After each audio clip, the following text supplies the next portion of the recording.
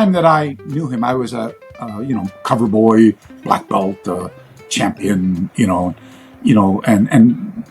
I was competing on the professional circuit. So, I'd travel all around North America, going to all the big tournaments. And Las Vegas was one of the big tournaments back in those days, although not part of the Black Belt magazine circuit. And he says to me, we're taking a QCAB break. And he goes, hey, he used to call me Hozoyan. Hozoyan is a Japanese name of a group of people in a Zen monastery who were very good with spears, with spears. So he said, you're a Hozoyan. I said, okay. And he go, Hozoyan. Yeah, yes, Sensei. He goes, come to my room. I want to show you something. Now I've known him long enough, and we've done this and this, and I helped him write a very, very, very, very sensitive letter to Higona in English. So, I really knew where his mind was and stuff like that, And don't get me wrong. At the time, I had not met Higona Morio at the time, by the way. I see, he just started coming up with those 4-volume books he had. I knew he was a force, and the way that Chinen spoke about him, I could tell he must be something really quite special, Anyway, but for me, looking at Chinen Teruo at the time, nobody in the world was as good as him, in my opinion. And I didn't care what style you came from. So because we had this little joke going on with each other, he called me Hozon. So, in those days, in my opinion, all the really good martial artists came out of the monasteries, like the Shaolin monastery. That was the myth, right? So if you come out of a monastery, you were a monk, right? And the way he used to shave his hair, he used to just cut it off. And it was tiny. And, there's a story behind the belt thing, but he never wore a belt. It was just a piece of rope around his waist. He wasn't big on all that type of stuff, and he wasn't big on all the protocol. And, a lot of guys don't know this, but when he was a kid, he was a gymnast as well, right? So he used to do these things, man, unless you were a gymnast, you could not do these type of things, He made us and do and some he of would, those. he would do, oh, I'm sure, yeah, that was his specialty, pain and death before he even started training, His warm-ups alone were notorious. But look, anyway, so he says to me, he goes, so, I figured we know each other, Bermuda, Vegas a couple times, training at his dojo, staying at his house, Christmas at his place, So he says to me, he goes, Hozoyan, come up to my room. I want to show you something. I went, yes, Sensei, yes, sir. So anyway, long story short, I go to the room. And do you know what the term furushiki means? Furushiki? No, since. Furushiki? No? Okay. So furushiki is kind of like it's like a square cloth. This is not furushiki.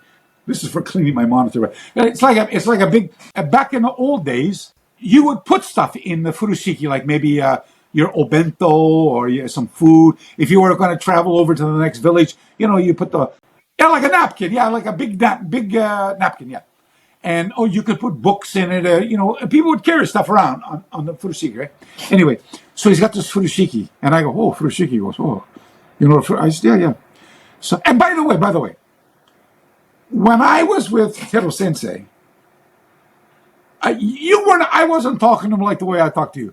I was not in a position of authority in any way at all. When I was with Tero Sensei, I was like, yes, Sensei. No, yes, Sensei. Yeah, okay, yes, Sensei. Because he was a senior authority in the fighting traditions, and I was like and despite the popularity I had achieved as a champion, that was another world. He didn't give a shit about that, and he would make sure I understood why all the times he got his hands on me, And how small he would throw me around like a rat. Yeah, the small hands. Anyway, don't. I'm thinking about times I was so much pain with him, but okay, forget that. So anyway, he goes, now we're sitting on the bed in his hotel room, and he takes the furushiki out and he puts it down. I'm sitting on the bed beside him, and he's looking at me, and he's got that baby smile on his face, and it just makes you feel so comfortable, and it's so friendly, and it was all so nice, and I said, so what does it say? He goes, patience, Hozoyan. I will show you. You are ready to learn. And I went, yes, sir. Come on. let's do it. Anyway, he unwraps this, right? And he's got this, like, I look at it and I identify it. As soon as he opened a page, I went like this. I went, like, he's showing me something secret. You got to get this, okay? He's showing me something that he believes is a secret. Nobody else has seen it. And he's going to, he trusts me enough now. And you know, forget, I'm not even, I'm a Canadian across the border, you know, and he's been to my place and, you know, all this type of stuff. And so he trusts me. So I realized this is a moment. And I'm ready for the moment. And he opens it up and he looks at it. And I go like, this is a secret. You don't know anything. And I go, oh, that's a Bubishi. And he goes, how do you know that? I went, I got one just like it. And he goes, what?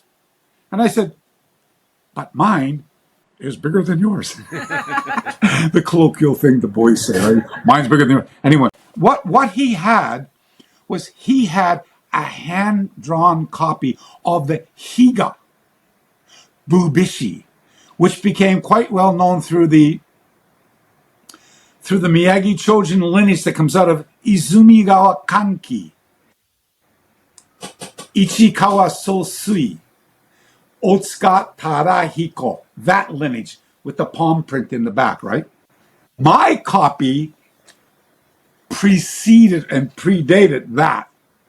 And not only had, and they just had to pay, I had herbal pharmacological concoctions, I had the wind hand, I had the Rakanken kata, lots of stuff that was not in. And he went, you have to show it to me. And I said, when I get back to Vancouver, I will fax it to you. Anyway, he couldn't wait. He goes, no, I'm coming to Vancouver with, and he did. He came, and I gave him, and I swear to God, I remember him looking at it going, very good, Jose, very good. And so that opened up a new chapter for me. I mean, I'd had that for years. I mean, I'd had it for, so that was around, say that's around in the early 80s. Early 80s. And I'd had it from, say, 74. So I mean, I'd had it for a decade. Now, I didn't know, and in my first mid 80s book, I had also translated the contents of the Bubishi, but nobody seemed to be too interested in those days, so I kind of put it on the back seat. Taro Chinen taught me the value of what that book represented and how important that book was. And more importantly is he taught me what owning a copy of that book and becoming empowered by its information would do to other people who were not in the know, and how they would see that as a threat to their insecurities. Because you would always be able to go back and say, yeah, well, in the Bible, that's not what it says. It says this. So you must be doing then a reinterpretation of that. But anyway, I would go on to discover that Mabuni Kenmo was not the first person to publish the Bubishi. I would go on and find out. Sorry, I should have been more prepared. I keep turning around, but Sensei, I just want to interject quickly in terms of Shay's background with Sensei Chinen, because it's very special. Sensei Chinen spent a lot of time in South Africa, and Shay was his favorite. I know. One of. You were his golden child. He's even still missing a patch of hair because of Sensei Chinen. Don't even get me started. Okay, yeah. So it's so nice to see the two of you share these stories about a very special man. I'm sorry I never got to meet. But when I knew Taro Chinen, I mean, I don't know how many times I drove up and down from Vancouver to Spokane, and I don't know how many times, and I would go down there and get him and bring him to Vancouver, by the way. Not he wasn't driving up, and stay at my house, and you know, I mean, so you get to know somebody when you're sharing the same toilet with them, you know, and and then training, getting hit, and so and I introduced him to many other dojos where he taught seminars. So I mean, I knew him well, you know, and I did business with him, and I wrote some personal things on his behalf. So I mean, I was, as far as I was concerned, I was like, he and I were like really like this. Now, when I moved to Japan in the mid '80s, there was no internet in those days, and it hadn't been, I think mobile phones had been developed, but you had to be like really rich to own one. It was like those big things in a lunchbox, Motorola had. I mean, they were way out of my price league, type of thing. So I was never on mobile phones, and I was not big on writing letters even to my own parents, So I'll call home. I'd call my home maybe like every 6 months or something, Hi, mom, it's me, type of thing. So the whole communication with when you see somebody you haven't seen for a long time, that's the brotherhood, that's the sisterhood, that's the camaraderie. You don't have to. We don't have to see each other every day. Once we've made that bond through training, we can see each other every few years. We're still really good friends, And there's another oh my God, look at the time. We could probably make it. We could probably make a 10-part series out of this. We might have to. I'll tell you, we could. That's like so. Let me just say, when I go back to going to the dojo, you can come here, and there are lots of travel agents available these days. Oh God, listen. I will stay away from the travel agents if I were you. Yeah. That one they got here. I got to be careful what I say, because in this country, they can bring you down. And by the way, you know how in, say, I don't know about Africa, but in Canada, United States, Australia, let's say, hypothetically speaking, you're a pedophile, or you're a bully, or you've misappropriated funds. You've done something wrong, immoral, and I out you. And you try to have a civil case. He undermined my credibility. Okay, so it goes to court, right? What's the one arbiter? What's the one thing that will save you?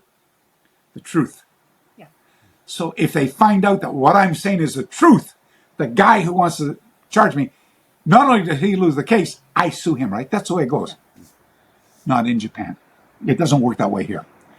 You have to be very careful what you say about anybody here. And if it doesn't matter that it's true, that's completely irrelevant. It's like politics with Trump. It doesn't matter what's true or not true. Doesn't matter. No, it doesn't. It doesn't. It's only who can spin the best story. And that's another reason why the Tatemai Honne. I watched two people talking many years ago. I knew it wasn't that they just didn't like each other. They were arch enemies. But they came together at a professional function, by the way, and Jesus, if you would have watched them, it was like they were boyfriend and girlfriend, hadn't seen each other for years. It was like, and that's how good the facade is. And so and it doesn't, they are in business, and Boy Lafayette, the man says this, it's like when the Americans or the Westerners come here for business meetings with the Japanese counterpart, and they come a few days early, and the Japanese counterpart might take them out for, karaoke and a nice dinner and a few drinks, but of course the president or the director, he can't make it himself, but he makes sure his lieutenants are there to wine you and dine you, and you don't pay for anything, and maybe whatever else you want, they take care of everything. And then Friday morning, it's the meeting, and you go to the meeting, and the boss is not there. You go, where's the boss? He goes, they either say, you got the deal or you don't got the deal, right? And I go, what about the meeting? He goes, that's what the last 3 nights in a row were. They were the meeting. And I went, that's the way things are done here, you see? And so that's another kind of a foreign idea. Not so much these days as we know more about the culture, But it's typical 101 Sun Tzu Art of War stuff, or Book of the Five Rings, however you want to look at it. And so that's what I say. Knowing about the culture means if you can get a discount flight in a safe airline, don't fly Air Egypt. Listen, listen, in our follow-up, when you finish this, I've got some other stuff to do. But you just give me some text. Hey, thanks. I hate you. I love you. But say, hey, Sensei McCarthy, you were going to send me this. You're going to send me this. You're going to send me this. Ask me to send you. I'm a pack rat. Ask me to send you all the images of the crashed airplane. By the way, that was not a nice plane that landed. It blew up on fire, and the plane was destroyed, by the way, at the end. It wasn't like, oh, look at this lovely fight. We just managed to get out of it alive by the end. Well, not everybody walked away because we were tilted like this. A lot of people went up. And by the way, you know who the first people off the airplane were? The staff. Of course. Yes, we'll stay here. No, the staff were the first ones off the air. It was at night. I was thinking, and people going down that, and this. So when the airplane landed, it wasn't like it landed like this. So when you come out, it wasn't the slidey chute wasn't like that. The slidey chute went like that. And so the first couple people who jumped up, they had compound fractures in the leg, broken bones. Oh, that I could do a whole book just on that night alone, and the torrential rain, but why the plane didn't blow up? Going across the runway with the fuselage ripped open, and the aviation fuel's in the wings, by the way. Yeah. And you got to remember, we're flying 8 hours up to Cairo. We only went 1 hour. Do you know how much aviation fuel is in the wings? And that's why he was tipping and dumping all the fuel. So later in Cairo, when I was in the office of the aviation people, when they're standing there with their AK-47s, it's Egypt, man. Don't get me started there. I was going to complain, going, I might complain later. I love that flight. You took good shot of thing. Oh, believe me, but that so when the wing was scraping along the concrete runway, why sparks didn't come off and ignite the wing was because of the torrential rains. But we went off the runway like 400 meters off the runway in the savannah. It was like, and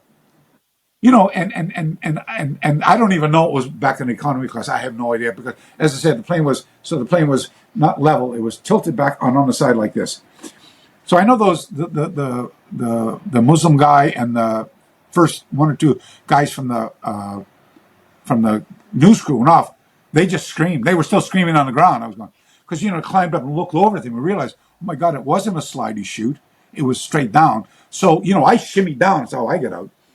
I couldn't bring my bag. I couldn't bring my briefcase. I couldn't bring all that type of stuff. I never got any of that back, by the way. I couldn't.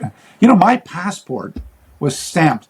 They kept us there 3 days, by the way, before we got a flight to Cairo.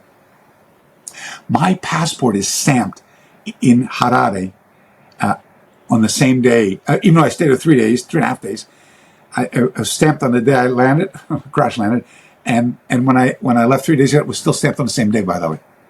So I couldn't file any. So ask me. I will send you the newspaper clippings, all that type of stuff, so you can look. And I want to tell you that I always measured airfare with contingency plans. What happens when the shit hits the fan? Yeah. So you go to Okinawa, find an inexpensive flight that'll take you, and don't fly to Narita or Haneda. Fly to Taiwan.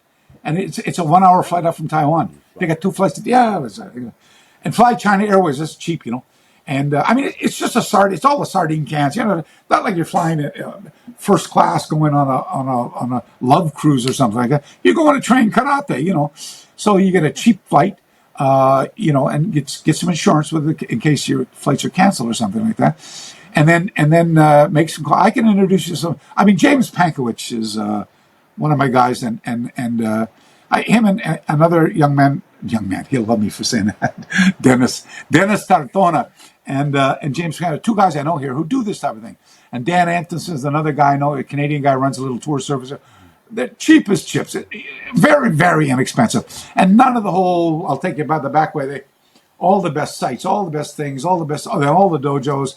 Introductions to walking in, no problem. No introductions. You don't need any of that type of stuff, right? And I've heard in some of these cases now, you got to pay like $100 or like 10,000 yen to be a guest. I saw $250 honorarium fee for one dojo. Well, I know exactly who that is. As I say, can't say any names. Don't want to get sued over here. And by the way, I'm a foreigner here, so foreigners we have no platform for defense here, by the way. That's another story. But yeah, no, oh my God, it's like Dracula being in charge of the blood bank, and going to him for transfusion. No, it's that's horrible. And it is at a. Anyway, yeah, it's not good. It's not good. But something. Beautiful island, wonderful culture, lovely people. Tatemai is in full effect. And if you're connected to a dojo, you're going to go. You're going to have a great time. The people are so good. You have great training, and it's just wonderful. I mean, I recommend it for everybody, really. But I will tell you this now too: there are people here in Okinawa now who are not part of that karate tourism thing. They just went, nope, don't want it. Not going to jump on that bandwagon. We will still keep training the old ways, and it doesn't matter that we don't get a certificate from the world champion or a gold mailbox out in front of Sharedo's. Who cares? We are, so the thing is, once all the glitter and gloss is gone and, you're not wearing I mean, half these guys I know, they don't wear karate gis because that's Japanese, by the way, They don't adhere to the Dankyu system. It's still word of mouth and all that type of stuff. And it's all 2-person drills, and there's no grappling.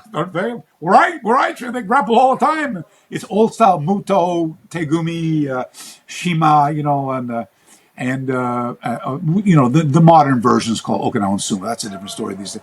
But that's alive and well here. Murabu. But I only do Taira Shinken. I only do Mateyoshi Koburo. I only do Yamaniru. Hey, Murabo here is Yomita. There's all kinds of places on the island that do it.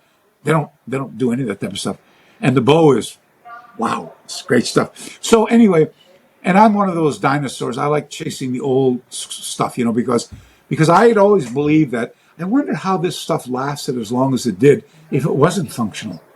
And then, but if you understand the history, particularly around the middle of the 19th century, and this liaison between the Middle Kingdom, the Opium Wars, and how the foreigners were exploiting the Manchu dynasty, and the Dutch East India Company and stuff like that, and how firearms were beginning to be proliferated among common people. It was all summed up in that movie with Harrison Ford, Raiders of the Lost Ark. And the big guy comes chasing Harrison, swinging the sword, and he pulls out a little K-frame Smith and Wesson and goes, boom, 38 kills him. I know it was funny. Everybody laughed and stuff. And I had this moment, but let me tell you, that's one of the things about today. People who are just as serious as everybody is about the art. It's historical, tactical, and technical ambiguities.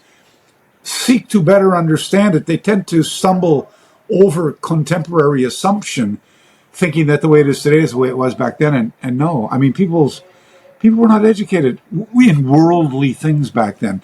And things like myth and mythology were very, very powerful tools. And when somebody said, an army from the north is coming and the soldiers are all 10 feet tall, they believed you. And, because you weren't 10 feet tall, you better run away because you're going to get killed. Or they're going to eat your baby. Oh, it's like when the Americans invaded Okinawa. Yeah. The Japanese who were trying to exterminate a lot of Okinawans or commit genocide were saying, look, you better jump off the cliff down there at Mabuni, because if you don't, and the Americans come here, they're gonna rape your women, kill your men, and eat your babies is what they're going to do. So, I mean, nobody was forcing them off the cliff. That was all mentally psychological warfare on behalf of the Japanese. And there's lots of other stories like the Hime Yuri women and that you probably never even heard of yet. That is so disgusting here. But anyway, so the more you know about Okinawan culture, the easier it is to find your way around. And nowadays, I mean, they even have, what's that? I have a car, but I mean, there's an app on your telephone and you call it and a taxi comes, how do you call that one? Uber. They have Uber here. Yeah, Uber. Yeah, you can get an Uber taxi here. Now it's still a taxi company, but because you contact on Uber, you get Uber rates, right? And they got the monorail system and the buses and the highways now. No highway when I was here. So there's lots of other, and I mean, almost everybody speaks English. And I mean, in Kokusai-dora, if you went in, I would be impressed that you could go into a store and they didn't speak English. Now that's how common it is, And like I say, if you go to the dojo, but if you're gonna go to the any of these top 10 or dojos on the menu, on the tourist menu, yeah, you're gonna and you're gonna get the commercial. By the way, I even heard my wife is a we do Tai Chi as well. We do Chen style Tai Chi. And my wife is the only licensed Chen Tai Chi teacher in Japan. In Okinawa. And so when she gives lessons, sometimes she gives them up at the, people will hire her to come up and do Qigong or Kiko or Taiko Ken or Tai Chi, and for rich tourists who come and spend their week or 10 days up in these resorts up there, right? So my wife will get a lot of money. She'll get like $1,000, $1,000 or more dollars to go up and do a half a dozen classes, a half an hour, half a dozen 45-minute classes of Qigong or something. And they say to her, it's just, just teach something simple so they'll get the benefit of the moment, and they'll get a live session with a live Japanese and, master type of thing. And I've seen what they teach up at some of these, and they do it with karate as well, Kobudo. And I've seen it. And and when I say it's a template lesson, imagine if you guys had a new beginner come to your dojo and they wanted to do a guest lesson or a visiting black belt for but you're going to give them a special, some reverse punches, some kicks, maybe some makiwara. Well, no, probably not the makiwara because they complain that their knuckles were skinned. But, that's what you get. And that's the template $150 package type of thing. So, yeah, for me, I'm not part of that group. And I know that those who are don't like me talking like this, by the way, because, for the betterment of karate. I said, so, yeah, what's the second Sensei. Question? It took us 3.5 hours, but oh my God. The most amazing answers and the most amazing stories in history. It was we feel like we stole from you. And we learned so much in 3.5 hours of talking. My wife is probably going to share that same sentiment with you because I didn't realize we were going to talk this long. But, so while we had the Wi-Fi outage or whatever it was, I kept talking, and I'll just share it with one more time in case it didn't come through. There's a really wonderful story about Winston Churchill, who was asked to speak at the Geneva Convention, and the official who asked him said, he said, "Oh, how long would you like me to speak for?" And the guy said, "What?" He goes, and Churchill said, "Well, my good man, if you want me to speak for an hour, I will need some time to prepare. But if you'd like me to speak for 2 hours, I'll need half the time. However, if you'd like me to speak all night, I'm ready to go right now." And that's how I was for today's interview. I didn't know exactly what you wanted to talk about. But look, I understand there's lots of stuff, and you're welcome to cut out whatever you like, or play it, let her go, and just see what happens. Either way is fine by me. So, but just please don't forget to come back and remind me what I'm supposed to send you. Sure. I will happily send it to you. And like I said, transparency is my second name. I have a whole thing on I'm too old for Twitter and it's not even called Twitter anymore. X. Yeah. And what's the other one? Instagram? There's another one. Yeah. TikTok. Yeah. I have them, but my students made them. I don't know how to work them. And that's why there's not much on it. But because of my age, I'm very good at Facebook. And I have like dozens of albums. And one of them I put on, because I have been targeted by so many people over the years. If you knew the guy who was running a dojo down the street was a pedophile, wouldn't you want to tell somebody about it? That would be an obligation as far as I'm concerned. Well, I'm that type of guy. And you're welcome. Please, if you find out I'm a bad guy, please make it known. I will be more than happy. I'll be the first guy to apologize or lay it out. But it's like I don't start fights. I don't start trouble. That's not my business. But I don't walk away from it. I will not allow or tolerate that type of behavior. And when I find out that some child or somebody's being abused, I'm going to let authorities know. And I have done that many times. I hate bullies. I just despise pedophiles. They're worse. They're the worst in the world. I don't like stolen valor. People with military backgrounds, my brothers, and you know what I think.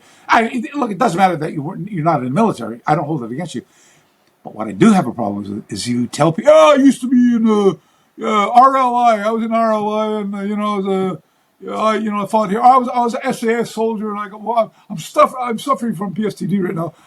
Can you give me some, And I've exposed a few of those. That's called stolen valor. I expose those guys. Yeah. I hate bullies. I always go to bat for the underdog, that type of thing. And I've made I've met a lot of enemies over that. And I just published something the other day. There was McCarthy. Oh, McCarthy thinks he knows everything. If the bastard could walk on water, it's just because he doesn't know how to swim. I would laugh like that. So. Yeah, no, you're bound to get a mixed bag of opinions when you publish this. There'll be a lot of people who say, I'm sure there's going to be people who say, wow, give me more. There's going to be some people going, he's a little bit on the strange side, but I like what he does. And then you're definitely going to have people go, he's a bad guy. And so I'm up for it all. I don't mind. That's okay. I always say, you get a thick that's why I skin say, after a certain time on the internet. oh, look at it. I got the thickest skin in the world. My wife's not too happy about that anymore, but that's another thing. So, anyway, look, thank you very much, guys. Thank you very And, much. Thank you, Sensei. It's been a great honor to talk to you. So please stay in touch. Write to me. I might not get back today or tomorrow, but I will scan or make it, and I will send it to you. All those, and if you want some pictures of Chinen Sensei and me at my dojo or that'd be lovely. any of that type of anything, just ask me and I'll send it to you. Yeah. Thank you, Sensei. Thank you, Sensei. Thank you so much for spending time with us, all the way on the other side of the world. Thank you for letting me talk for how long we went? 3 hours and 30. Thank you for letting me talk for 3 hours and 30 minutes, and I gave you 5 minutes yourself. So. Oh my God! I forgot one thing. Can I tell you what? I was just going to put. Sorry. So I'm a collector of antique swords. This is a Muromachi period sword, and this, as you can tell, this is called a calligraphy brush. Mm-hmm. You write calligraphy. You write the calligraphy like this. Oh, sorry, I don't have too much pen ink around. That's kokoro, right? I just wrote kokoro, right? And but this is. So they say this is a fudesaki. It's the tip of the scholar's brush, okay? And this is the kisaki. This is the tip of the samurai's sword. The tip of the sword, right? Tip of the sword. So imagine the pen and the sword in constant accord. Yes. That's what this represents. We call it the bumbu. And I had a Zen monk create this for me in 1988. In 1988. He made this for me. So this represents what I do, who I am. And I always say, but then let my work speak for me. If you don't like me, it's okay. I'm okay. I don't mind. Everybody likes it, And if you don't want any trouble, sell ice cream the rest of your life, But for the rest of us, and you put your foot down and make an imprint. This is the imprint that I like, and I think this best represents the fighting arts. Your physical training must be balanced by something other than physical, whether it's philosophical, historical, anthropological, pedagogical, holistic. There's got to be the scholarly and intellectual side, or there's an imbalance, and the imbalance is usually ignorance or naivety, or we're the best and you're no good, and we notice that in character. And I think that's what everybody talked about. That's what tradition represents. Not hiding the ashes of the master in a box, or not speaking out of turn, but continuing to seek out that which the pioneers sought. I mean, if they knew it all, they wouldn't need to research anything. And Miyagi and Moto, they wouldn't have had to create a research society in 1918 if they would have known what they were doing. And that's why I love Einstein. If we knew what we were doing, it wouldn't be called research in the first place. And Maya Angelou said the same thing. If we knew, I did then what I knew best. And when I knew more, I did better. Yes. I'm shutting my mouth now. And leave. Thank you, Sensei. Thank you, Sensei, for your time, really. And we will be in touch over Facebook Messenger. Thank you so much. Have a lovely day.